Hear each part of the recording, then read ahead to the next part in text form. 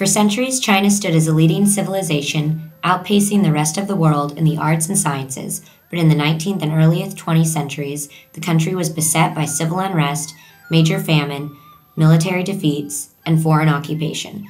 After World War II, the communists under Mao Zedong established an autocratic socialist system that, while ensuring China's sovereignty, imposed strict controls over everyday life and cost the lives of tens of millions of people. After 1978, his successor and other leaders focused on market-oriented economic development, and by 2000, output had quadrupled. For much of the population, living standards have improved dramatically, and the room for personal choice has expanded, yet political controls remain tight. Let's discuss the economic development of China. In 2007, their gross domestic product was approximately $2.879 trillion, which has increased from last year's GDP of $2.76 trillion. This shows that China is continuing to grow at remarkable rates, which is aided by their large market potential. Ultimately, this has led China to become the fourth largest economy in the world. In terms of China's purchasing power parity, it is $7 trillion, which is the second largest economy in the world after the US in terms of value of purchasing goods within China, and accounts for 14% of the world economy.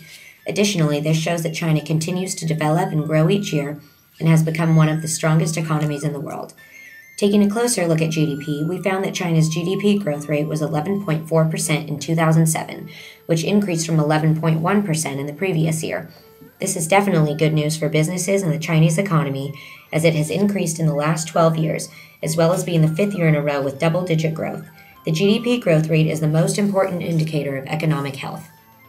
Therefore, since it is growing, so will businesses, jobs, and personal income. What contributed to this growth was the increase in jobs and income growth of locals, which encouraged locals to spend more money domestically.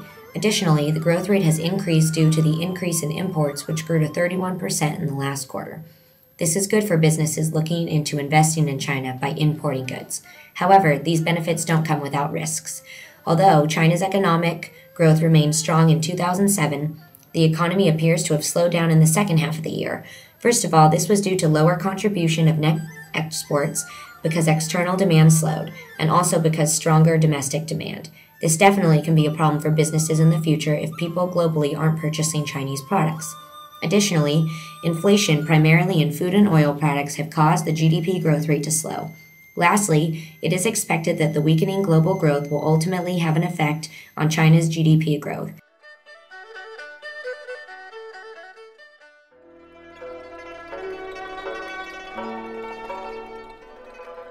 Next, we will look at China's purchasing power parity per capita, or GNI, which was $5,300. This is an increase compared to previous years, and it is good for businesses because Chinese locals now have more disposable income. Like we heard earlier, this is due to more jobs and income growths per capita, which are encouraging locals to spend their money. This is illustrated by Chinese retail sales of social consumer goods increasing by 17%, as well as total investment in fixed assets increasing by 25%.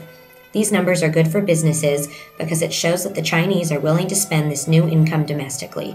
The last level of economic development that we researched was the Human Development Index, which was 0.777. This ranked China 81 out of 177 countries, which was an improvement by more than 20% since 1990. What contributed to these numbers was a life expectancy of 71.9 years, adult literacy rate of 90.9%, which is the 53rd highest, and the GDP per capita at $5,300. Although these numbers aren't impressive, as it shows that China is making rapid progress in human development as a developing nation, which is definitely good for businesses. What has contributed to these numbers are improvements in social and human development and the reduction of poverty.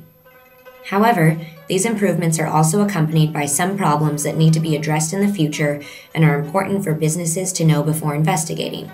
First, China needs to address the disparities in human development between regions. Secondly, although China's environmental system has been quite successful, 2 decades of phenomenal growth have taken serious tolls on natural resources and the environment.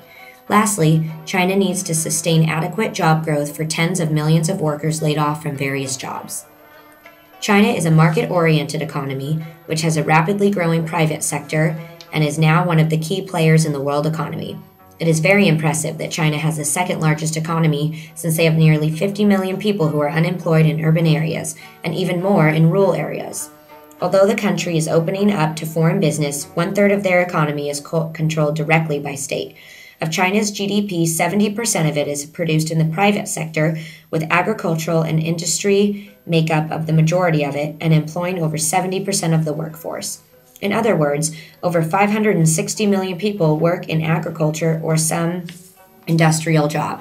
China imports nearly $1.2 trillion in goods annually, with half of it being produced by foreign invested enterprises.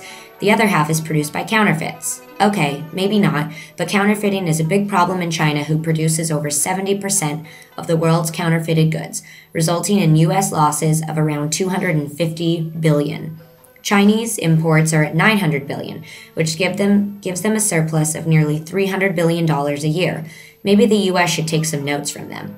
Most of the goods exported are office machinery, data processing equipment, telecommunications equipment, electrical machinery, apparel, and clothing.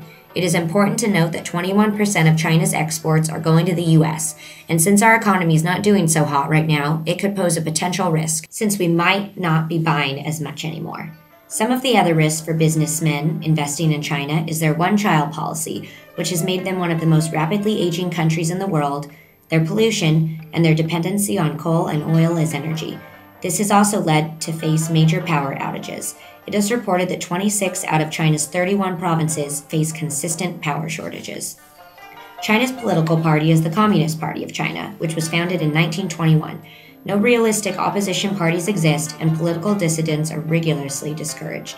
This makes it somewhat difficult to gauge the level of support for the government amongst the populace. In 1971, the Communist Party founded the People's Republic of China, which is now the sole representative of China. The People's Republic of China replaced the Republic of China, although Taiwan and its surrounding islands still govern their inhabitants under the Republic of China's constitution. The People's Republic of China has three primary powers: the head of state, otherwise known as the president, the National People's Congress, and the State Council. The State Council meets annually for 2 weeks to review and approve major new policy directions, laws, budgets, and other new personnel changes. These initiatives are then presented to the National People's Congress for consideration only after previous endorsement by the Communist Party. So what does all this mean? Although the Constitution of the People's Republic of China guarantees freedom of speech, right to a fair trial, press freedom, and right to follow religion, in reality, political censorship is widespread. Some experts believe that the Chinese government is so controlling because freedoms would lead to a downfall of their communist regime. And so the state controls many businesses and policies, being especially strict in recent years on what can be published on the internet and other media outlets. So what are some potential risks for doing business in China? One issue is that of compatibility. Is it possible to do unbiased business with a political system that is so different from the U.S. is? Another risk is sensitive domestic issues such as Taiwan and the other islands not under the same representation as the rest of China. Finally, corruption, including political corruption, is widespread in China.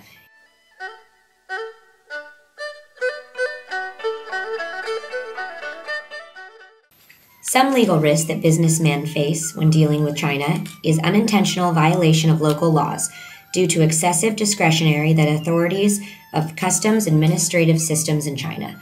Not to mention China's complicated tax laws make it easy for inspectors to single out individuals of small errors. This accounts for many arrests of businessmen every year. Thank you for listening. We hope this video has informed you about the potential benefits and risks in doing business in China.